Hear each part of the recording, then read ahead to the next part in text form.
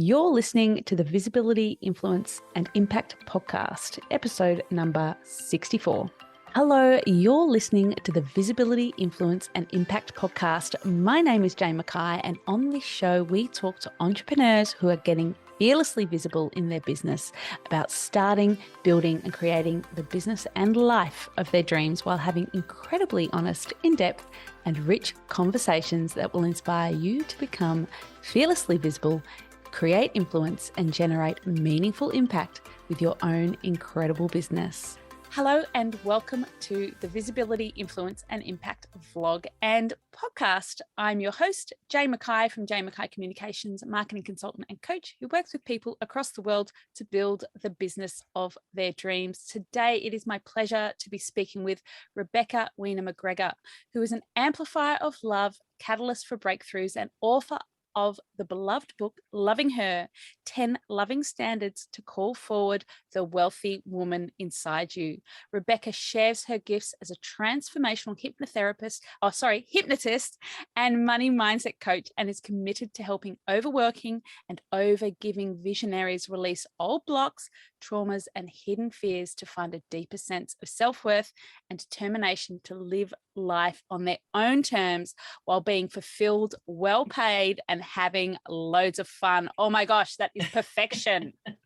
Beautiful, beautiful. Thank you. Welcome to the show, Rebecca. I'm very happy to have you here. Thank you, Jane. Thank you. So tell me about your business journey and how you got to where you are today. Oh, it's a long and winding road, so I'll try to make it the sweet and condensed version. But a long time ago in a land far, far away, I was a student of psychology, wanting to help families like mine who had been through some stuff, wanting to make things better. And when I graduated college, there were no jobs for my degree that paid anything over very, very tiny little wages. And so I stayed in my secure job, my banking job. And I don't really like those jobs very much, Jane. No, I feel a bit stifled, a bit constrained. Yes, they weren't for me.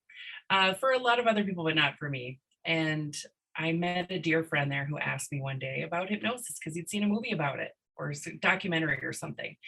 And I didn't know anything because it was maybe two paragraphs. It was mentioned in our psychology books. And at the time, I was dealing with social anxiety. So it was really kind of out of my character to go wandering into unknown territory, looking for things to learn and that kind of stuff. And he said to me, how would you like to take the classes with me? He was my best friend at the time. And I said, sure, I could muster up a sure, right? And so that answer changed my entire life. I said yes to that. He found us a great teacher, and then he ditched me. And I ended up going by myself, totally out of character at the time, right? And I healed my own anxiety during my training. Wow. Yeah. And I was instantly, of course, then passionate about helping other people who had anxiety heal theirs. And that's what I've been doing now for 18 years. It'll be 18 years in May. Wow. Hypnotherapy and hypnotism is such a powerful tool to rewire your brain, overcome habits, habitual thinking. So I'm a massive believer in it. I try and do a little bit of hypnotism with my kids because my daughter especially suffers chronic pain. So trying to lull her into a really relaxed state and overcome that, obviously nowhere near your level, but it's a really undervalued tool, especially for entrepreneurs. Oh, yeah. And I would say 99% of my clients are entrepreneurs because that's who I began networking with and talking to. So they became my clients, of course.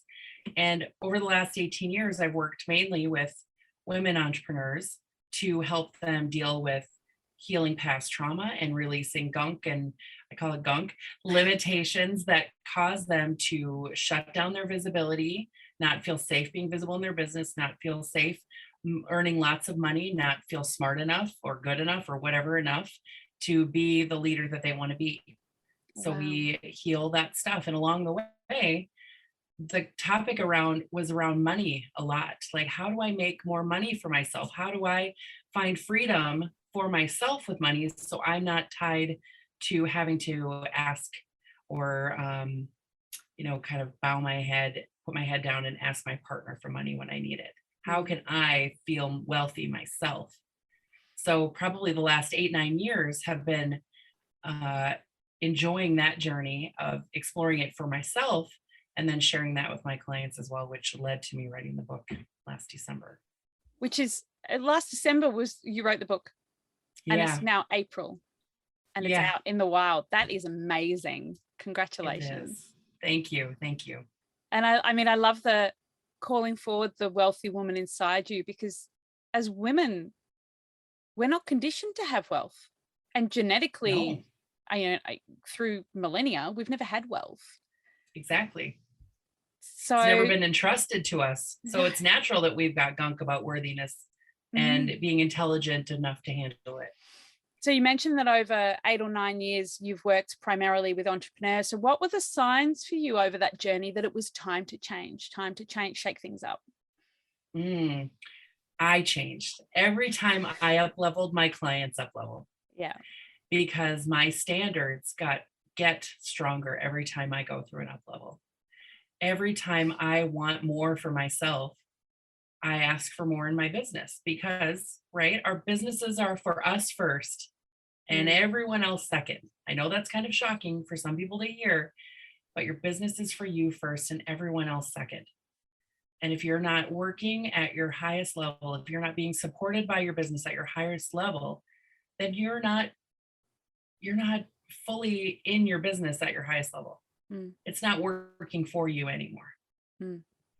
Yeah. So those are the times. Yeah. Yeah. We don't go into business to create a 9-to-5 lifestyle for ourselves and be an employee in our business. We go into business for that freedom that you touched on. Yes. And it's hard to deliver to your clients at the highest level when you're not embodying that yourself. Yeah. Not to mention trying to have fun in your own life. Yes. When you're bogged down by negative thoughts, because our business really should be working around our life, our personal life.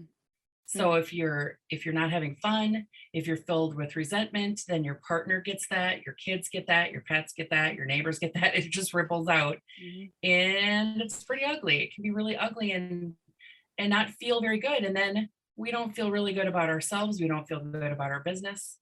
So those are the times when I shift things, when I'm up leveling, when things are shifting for me, that's when I shift my business. And for me, so I've been in business coming up 13 years, and I've gone through a really lumpy sort of 6 months. And now I'm like, hang on, this is meant to be fun.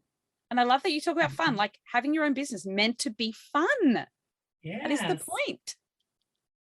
Absolutely. I think we're in a major like fun deficit across the globe. Oh yeah. We were before the last 2 years, and then the last several months, we were in trouble with the fun zone before that. Because there's a lot of serious things that are happening in the world and a lot of pain that's in the world. And we're allowed to find pockets of joy and fun and to bring some levity to the situation. Not take ourselves so seriously. Yeah, I love that. And we, permission granted, everyone out there. You are allowed to have fun in these times of incredible turmoil and upheaval. Permission granted. Absolutely. Yes. So, give yourself permission. Yeah. How do you manage your life? Obviously, I've spoken to so many people who have so many different approaches to doing this. Some people work 9 to 5, but how do you manage your life as an entrepreneur? And obviously what you do, I imagine, could be quite energetically taxing at times. So how do you protect your energy in your business? Okay. Well, the fun part about the techniques that I use is that I am working on myself and my feelings about the situation that my client is talking about while they are talking about it. So I'm taking care of myself while I'm taking care of them. And so my energy can be really taken care of during the practice. And it's so freaking energizing when I watch someone have a breakthrough. Yeah. When I watch someone leave a old belief or leave the pain of old trauma behind, that is incredibly energizing. I have goosebumps through my whole body Yeah. right now. That's I'm my like, favorite part. me too.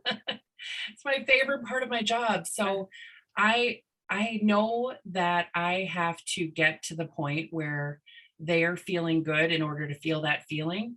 And the rest of the time, my job truly is to not judge anything. Mhm. The energy drains when we're judging. And I have made a practice really for the last probably 15 or more years, really dove into that deep spiritual place of not judging anything as wrong. So I'm not offended by what they say. I'm not holding on to pain that they have. I have very strong intuition. So Mm. sometimes I can get a little surge of a feeling that they're feeling, but I don't hold on to it because it's not mine to carry. It's You mine let to it be go. witness to. It's mine to help guide through. It just gets to move through me because I'm not judging it. It gets to move through me instead of stay attached. Mm. So Wow. my number one strategy is to practice non-judgment with everything related to my clients. Mm. That's really interesting because obviously not a hypnotist. And so when I'm working with my clients, it's not a place of judgment, but the empathy can be so hard Mhm. for me. So I work with my clients obviously on visibility, and we're like kind of working completely different ways. Um, but I just want to hug them. But Oh anyway. yeah. Oh yeah. I mean, I love my clients. Oh, I Big love mine. LOVE. Love Yeah. them. It does not stop me from loving them. Mm, But I don't have to get hooked into their pain because I'm not judging it as bad. I'm judging it as a part of their journey. mm. Interesting. I love that perspective. And Yeah. obviously you've worked hard to hone that within your business and develop that, because it is not human nature not to judge. Right. Because we're constantly judging things as whether or not they're safe for us. Safe. Yeah. Yeah. Yeah. And we don't have to be in judgment all the time Mm, because our instincts will kick in when they need to. mm, And one of the things that I find so valuable is that when I'm with my clients and I'm not judging anything that they're saying to me, they don't have to defend themselves. They don't have to defend the people involved in their circumstances. They don't have to defend their family or their friends or the people who don't support them or anything. That all gets taken out. And they also stop judging themselves, mm. Wow, that's really which then, powerful. yeah, everything gets to be a part of the journey. And that's how I live my life too. Everything that I've gone through to this place, some of it really yucky, Mm, lots of pain, loss, you know, but all of it is a part of my journey and makes me who I am and takes me to the next step. So mm, if I can be in a place of what is this teaching me? Where can I go from here? What is this giving me? What did I need from this situation? Rather than why is this happening? Then I get to move forward with ease without having to drag that justification and that energy of why or what's bad, what's good, am I good, am I bad mm. with me? Because that's a lot of energy. Yeah.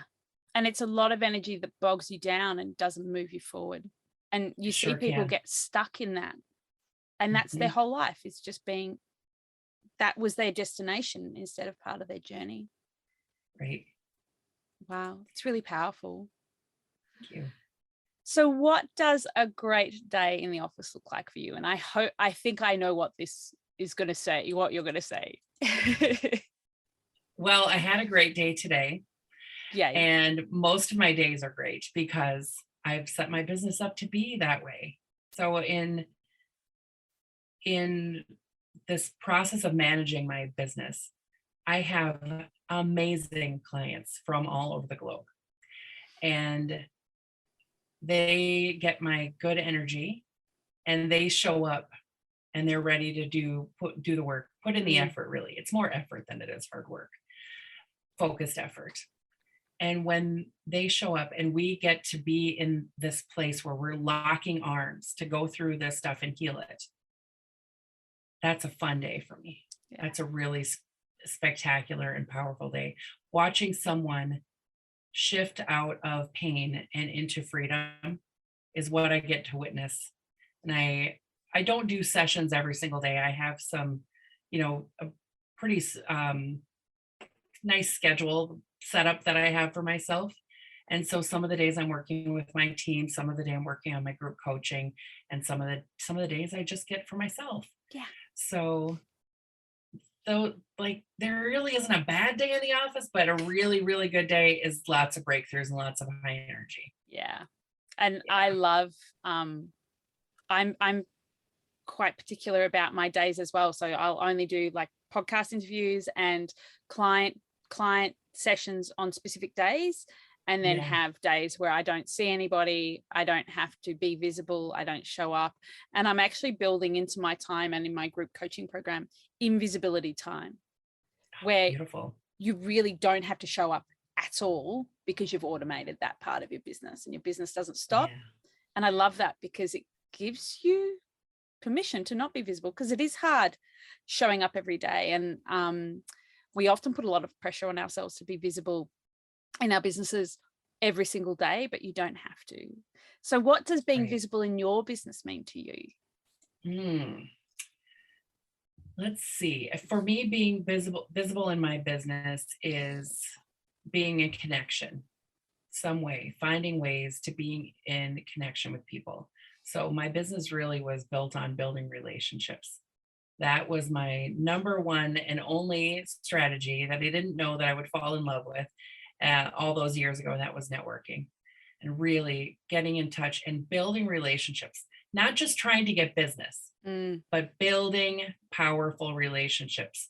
The result of those powerful relationships is generally business when the need arises, but not in I don't do networking in a chasing way. Yeah. And so I show up with myself, or show up as myself. The same way I'm showing up with you, Jane, is the same way I show up with my husband, is the same way I show up with my friends in networking.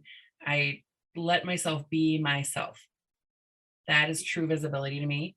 Yeah. And when someone reaches out to do a podcast or to do a live, or put myself on social media in some kind of way, then I'm doing it from that authentic place. That's really what visibility means to me.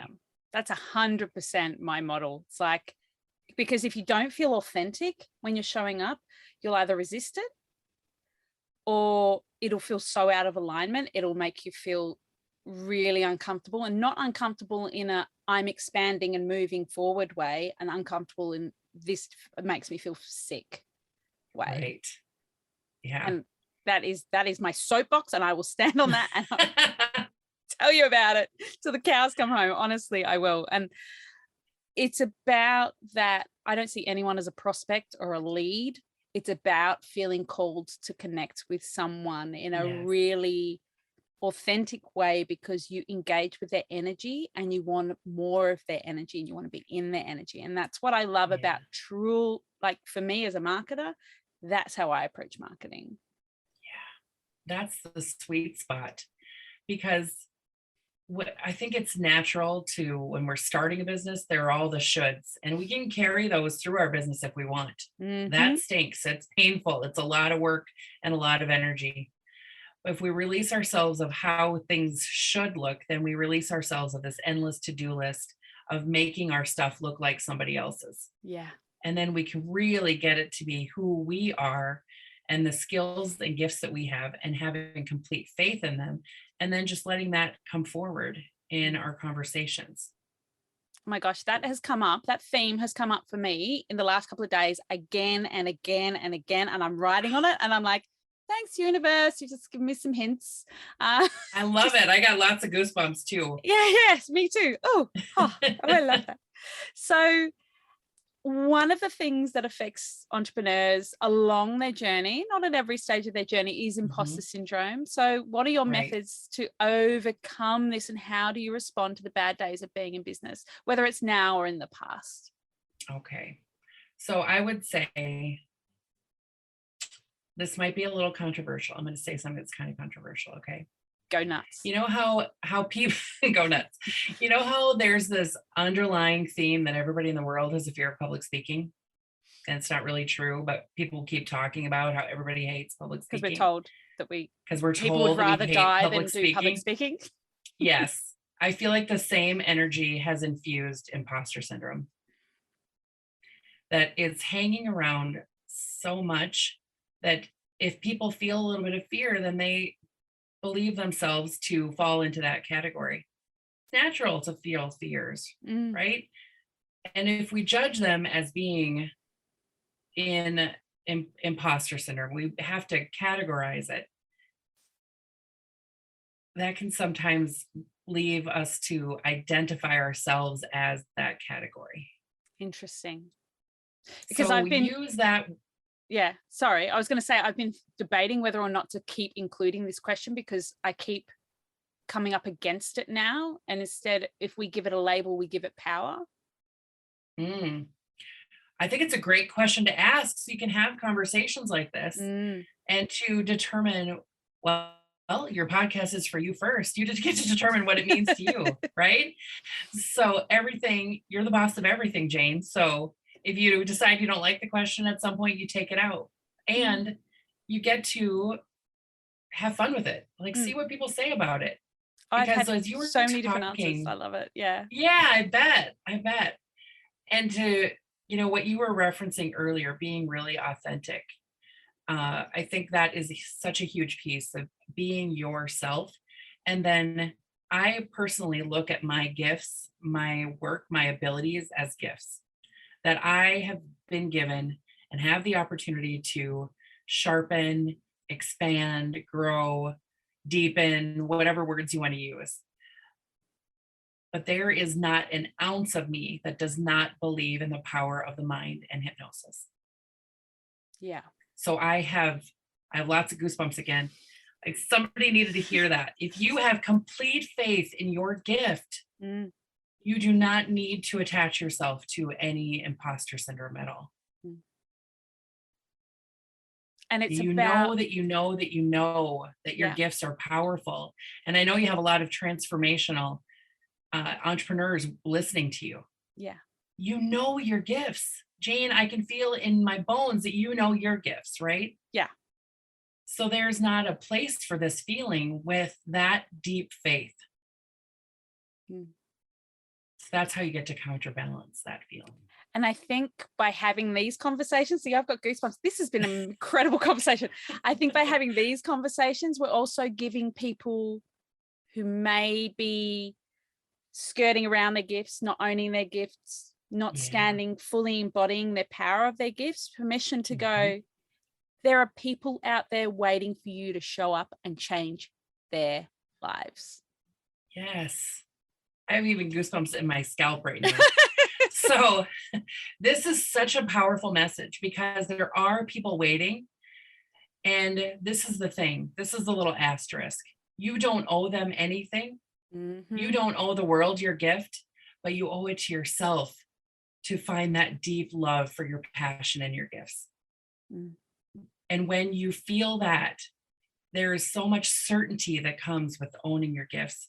And then you use them how you see fit within your standards, with the people that you want to be, who are willing to invest, who want to take care of you because you take care of them.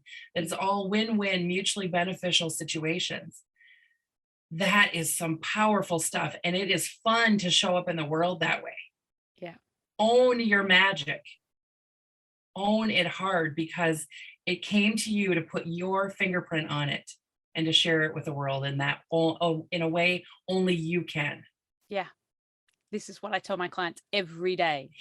And by you not getting out there and sharing it and not marketing yourself, you're denying someone the opportunity to receive that gift and then expand their vision that they have for their lives. And appreciate you. You're denying yourself the ability to share that gift and how that feels in every cell of your body, to know your power. It's wild. Wow. Yeah. Oof. wow, this is not how I expected today to go, but it's awesome. So this kind of leads me to the next question, which is, how do you use the influence of being yourself and fully embodying yourself in your business? And this influence leads on to that having an impact and having a bigger meaning in the world, because often we get so caught up in the busyness of being in business, right? Same word. Mm-hmm. Took me a little while to realize that we forget how influential we can be and the impact we can have beyond just ourselves and being in business. Yeah, we can forget that people are watching and people are paying attention. And there was such a little nugget of a story here where at one point I had a conversation with someone and I told her I just really loved her energy. And if I could ever be of service to her, that I would love to work with her. I'd be honored to be her coach. And she gave me an explanation, she would love that. At some point it would be right. It wasn't right at the time.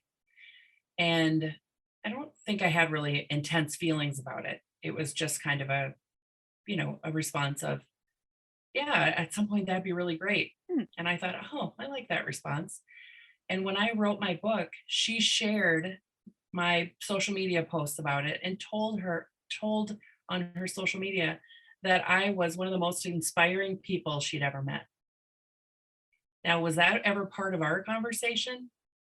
No. She hadn't said that directly to me, but it struck me. Sometimes we think people think stuff about us and they're thinking really, really awesome things about us. Yeah. The same is true for the other way, right? But most of the time, people are thinking good things and they're paying attention to what we do. And so when you use your authenticity and you express from your heart your passion, I have a lot of passion about women having money, for example. Yeah. I have a lot of passion about people using their mind to work for them, to work toward their vision rather than holding them back from it. I have a lot of passion about this.